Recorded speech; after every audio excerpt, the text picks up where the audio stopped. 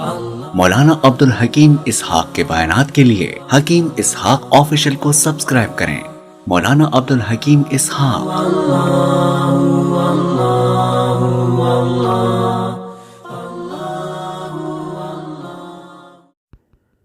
بسم اللہ الرحمن الرحیم نحمده ونصلی ونسلم علی رسولہ الکریم اما بعد اعوذ باللہ من الشیطان الرجیم بسم اللہ الرحمن الرحیم۔ آج یہ جو وظیفہ میں آپ حضرات کے سامنے پیش کر رہا ہوں یہ رزق کے بارے میں ہے۔ ایک صحابی رضی اللہ تعالی عنہ حضور اقدس صلی اللہ تعالی علیہ وسلم کے پاس آئے، اس نے شکایت کی، رزق کی تنگی کی۔ یا رسول اللہ صلی اللہ علیہ وسلم، میرے رزق میں بڑی تنگی ہے، پریشان ہوں، جو رزق ہے وہ کافی نہیں ہوتا ہے، وہ پورا نہیں ہوتا ہے، اس کی وجہ سے میں بہت زیادہ پریشان ہوں۔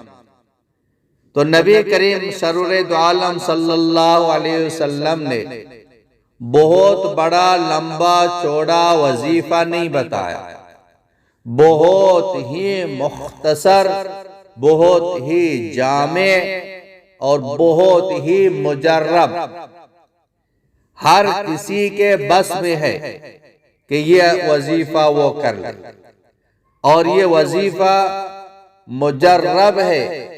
اس وظیفے کا بتانے والا امام الانبیاء، تاجدار مدینہ، حضور اکرم سرور دو عالم صلی اللہ تعالی علیہ وسلم، اور اس وظیفے کا کرنے والا، اس پر عمل کرنے والا یہ صحابی رسول صلی اللہ علیہ وسلم۔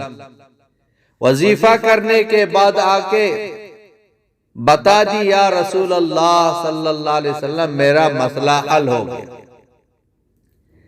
جو تنگی تھی وہ تنگی ختم ہو گئی، رزق کی فراوانی ہو گئی، اللہ نے اتنا رزق دیا ہے، خود بھی کھاتا ہوں، پڑوسیوں کو بھی کھلاتا ہوں، اتنا اللہ پاک نے مجھے رزق دیا۔ اور اس صحابی نے خود یہ عرض کیا، یا رسول اللہ صلی اللہ علیہ وسلم، میں اگر مٹی پہ ہاتھ لگاتا ہوں وہ بھی سونا بن جاتی ہے، پتھر پہ ہاتھ رکھتا ہوں، اینٹ پہ ہاتھ رکھتا ہوں، وہ پتھر بھی سونا بن جاتا ہے۔ ایسا ایک وظیفہ ہم میں سے ہر ایک کر سکتے ہیں، اور ہم میں سے ہر ایک یہ کرے۔ رزق دینے والی ذات اللہ تعالیٰ کی ذات ہے، اللہ پاک کے خزانوں سے رزق لے لے، اعمال کے ذریعے سے، جو اعمال نبی پاک صلی اللہ علیہ وسلم نے بتائیں، اس اعمال پر عمل کر لے، اللہ کے خزانوں سے رزق لے لے۔ وہ وظیفہ کیا ہے؟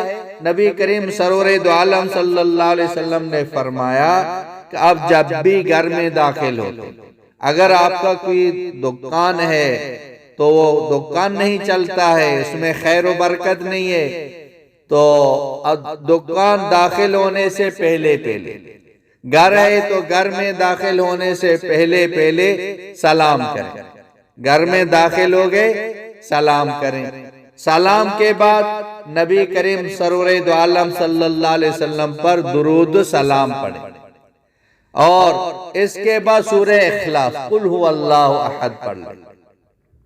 کتنا آسان ہے۔ اس کے ساتھ ایک اور وظیفہ ملا دو، وہ بھی ایک صحابی نے شکایت کی تھی رزق کی تنگی کی، نبی علیہ السلام نے فرمایا کہ ہمیشہ باوضو رہیں، ہمیشہ باوضو رہیں، گھر ہو یا دکان ہو، داخل ہوتی ہی سلام کریں، سلام کے بعد درود شریف پڑھ لیں، درود شریف پڑھنے کے بعد ایک مرتبہ سورہ اخلاص یعنی قل هو اللہ احد پڑھ لیں۔ صحابی خود کہتے ہیں کہ میں مٹی پہ ہاتھ لگاتا وہ بھی سونا بن جاتا، خود بھی کھاتا اوروں کو بھی کھلاتا، اتنا آسان ہے۔ ہم اس پر عمل کریں اور یہ دوسروں تک بھی پہنچائیں۔ وآخر دعوانا अनिल हम्दुलिल्लाहि रब्बिल आलमीन। मौलाना अब्दुल हकीम इसहाक के बयानात के लिए हकीम इसहाक ऑफिशियल को सब्सक्राइब करें। मौलाना अब्दुल हकीम इसहाक।